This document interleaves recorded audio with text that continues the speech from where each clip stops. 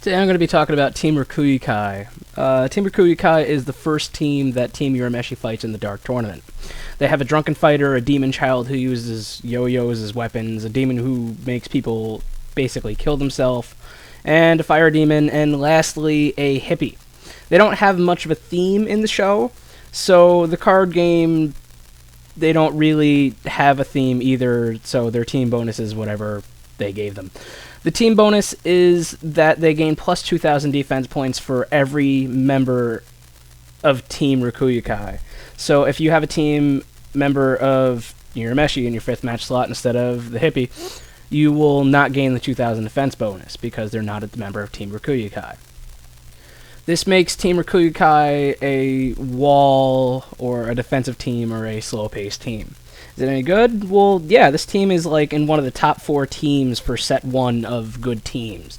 It's the only team that will have an easy time fighting it, like, against Toguro, since they have the ability to, Hulk smash a cannon, well, a plateau into a canyon. So Team rokuyukai goes up there, and they're like a plateau on a plateau, so they're going to take a little bit harder, of a hit to, instead of just get their face owned in, they're going to wall up a little bit. So rokuyukai has average power, and they've got all the good defense, so yeah, they're a pretty good team. The pros are 2,000 extra defense, which is really good because 2,000 is half of an average attack, because an average attack should be around 4,000. That's way more than most people usually get on their first attack. You don't really see much of an attack that does more than 4,000 for one. You usually see 4,000 for the one instead of anything more. So rokuyukai, who usually have about 4,000 defense, instead of, anything under, are going to have anywhere from 5 to 6 because of their team defense. So the pros make them that they're really hard to defeat. And that's all you really ever need. If you add on enough stuff onto a character with the 6,000 defense, they can have around about 23,000 defense with all the items and everything attached to them. Not even Bui, try wielding 3 really big axes, can deal double damage. And even with the extra discards, he doesn't even make the mark of double damage. He doesn't come anywhere close. So I have to literally... the only really good fighter against this team would be Seiryu of Team Saint Beast, because he doesn't have to discard for average damage. So you discard your 2, and then they take a point anyway. Cons are, well, they're in some ways a little weak with their attacks. You have characters that deal 3,000 for 1, but not much else. And some of the attacks deal a set amount for 3, so they're kind of a little costly. Well, but even so, their weak characters are someone, who can put out a point here and there, but that's their main real con, is that they don't have a large amount of attacks. The advantage of a team they'll really have anything over is anything short of Toguro, pretty much. With 2,000 more defense and no real way to gain, attack from aside from items, most teams aren't going to have the ability to actually hurt anyone on rokuyukai without an item.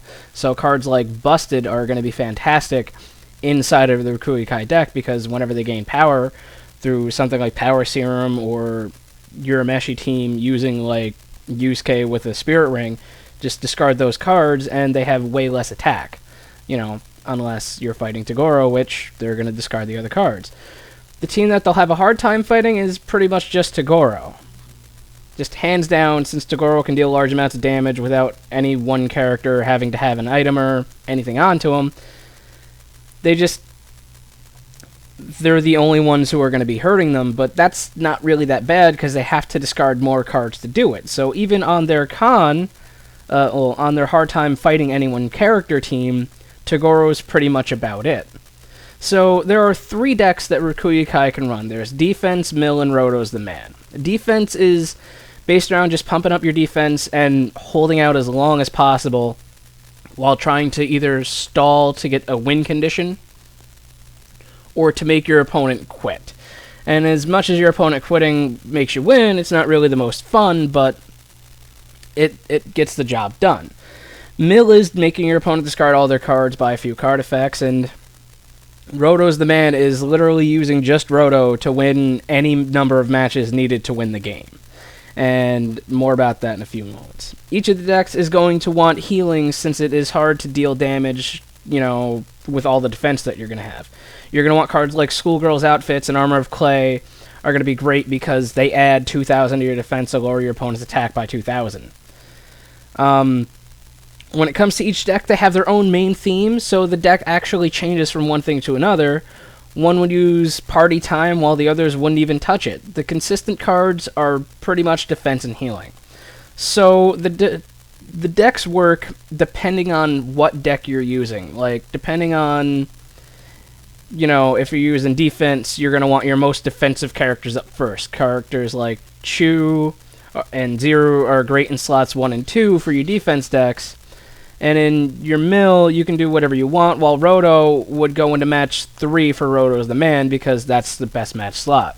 For defense, you want to put in all the healing cards, as well as cards to shuffle your discarded cards back in. No need to actually really attack, or even, for that matter, use techniques, unless they are, to raise defense. You're looking for just to wall until either they quit, or you win. Like, they'll maybe deck out or something, but until later sets, there's no clear card for just a victory. As for the mill deck, every card that mills is to go into the deck. The sword that mills off a point. Well, mills like cards off the top of your opponent's deck every time they deal damage. Keiko's Promise, Deadly Attack. Just about everything that makes your opponent lower their deck. And lastly, for Roto's the man, you'll need some cards to add to defense, heal, mill for small amounts, and lastly, add to attack power. You focus on winning with just Roto, taking out an opponent's 4th and 5th match slot before winning in his fight. If you have to beat just the 3rd and 4th, and that's it, you'll only need to win 2 fights before you go to your 5th match where your hippie's going to be.